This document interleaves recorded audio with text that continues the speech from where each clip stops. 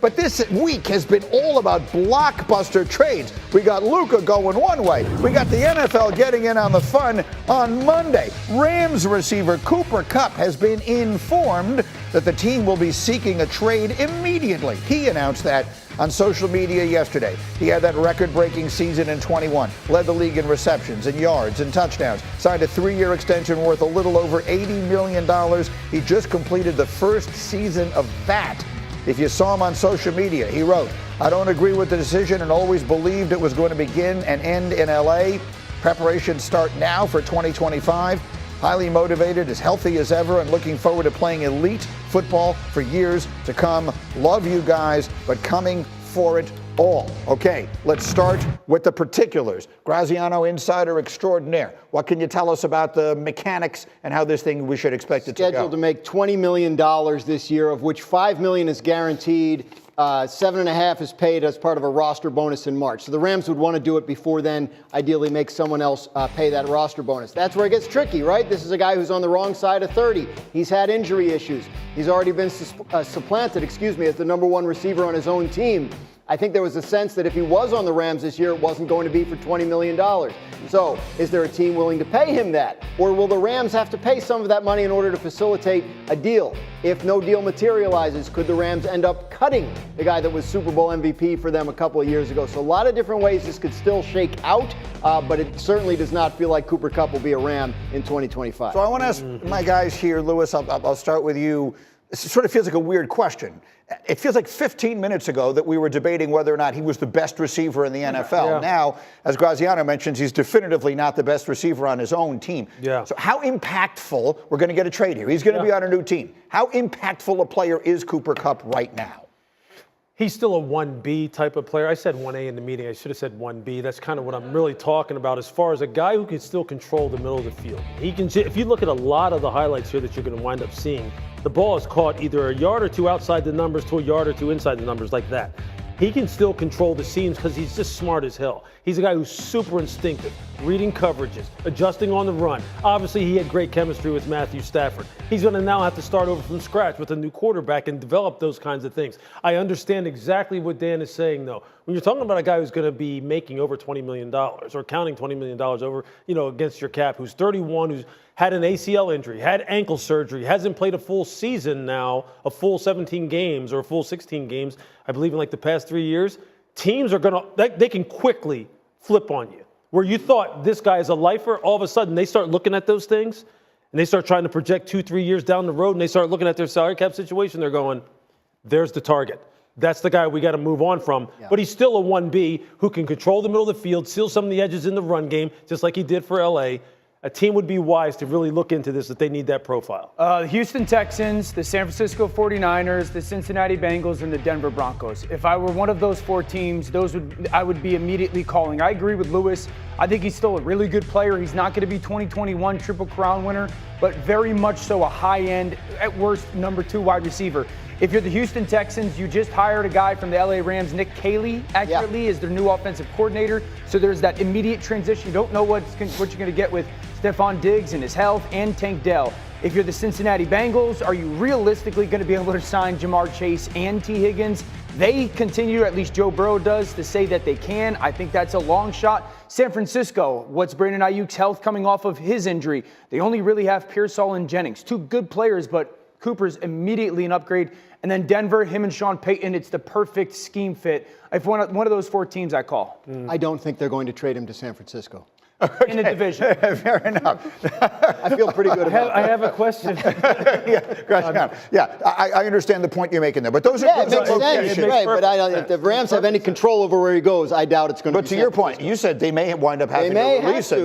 But that may be some motivation to get a deal done, to have some control over where he goes. Good for him and his agent for getting that $5 million guarantee. That should help goose things. You know what's so funny? This reminds me of a saying that I was told when I was a player, and a saying I remember someone reiterating to me when I got in the front office. Front office people's jobs is to replace you. If they can't replace you, then they've done their job. That's what happens to every single player. Puka Nacua's emergence has made Cooper Kupp one of the guys who you look at and you go, he was the hero of their Super Bowl run. MVP. Now all of a sudden he's expendable.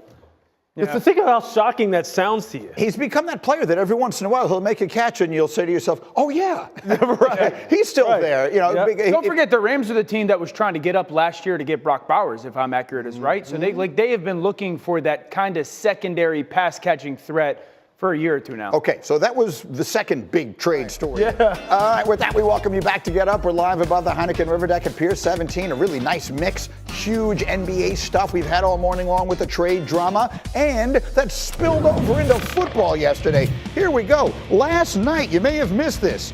Rams wide receiver Cooper Kupp has been informed that the team will be seeking a trade immediately. We know that because he announced it on social media. After a record-breaking 2021 season in which he won the Triple Crown, led the league in catches and yards and touchdowns, he signed a 3-year extension worth a little over $80 million. He just completed the first season of that. Here's part of what he posted. "I don't agree with the decision and always believed it was going to begin and end in LA. Preparations start now for 25. Highly motivated, healthy as ever, and looking forward to playing elite football for years to come. Love you guys, but coming for it all." So I feel like the right first question on this, Dan, I'll start with you, is like just how good a player are we talking about here? Cooper Kupp at his apex, and it wasn't that long ago, it's pretty much as productive as any receiver in the entire NFL. There have been injuries. How good a player is someone now going to get? Plenty good enough to go get you 70, 80 catches. Plenty good enough to go be a really good number 2 wide receiver for your offense. He's not going to be 2021 Cooper Kupp, who was the Triple Crown winner. But if you want a guy that is going to be consistently counted upon when he's on the field, got to be healthy, to get open and win and make contested catches, Cooper Kupp is still very capable of doing that. Yeah, look, and on top of it, remember how he was used in LA. This is a guy who has added value because of his ability to block on the edges in the run game. So teams that run any kind of offense similar to what Sean McVay runs out in LA, he's a ready-made plug-and-play number 2 wide receiver who's going to play in the slot in a lot of your 11 personnel packages. And look, I agree. He's a 70, 80 catch guy, probably knocking on the door of 1,000 yards, 6, 7 touchdowns. He's just 31 years old, has had 3 injuries. You know, he's had hamstring, ACL, he's had ankle surgery. And that just happens. He has too high of a salary, so it just happens. That's life in the NFL. So talk to me, Graziano. What happens now?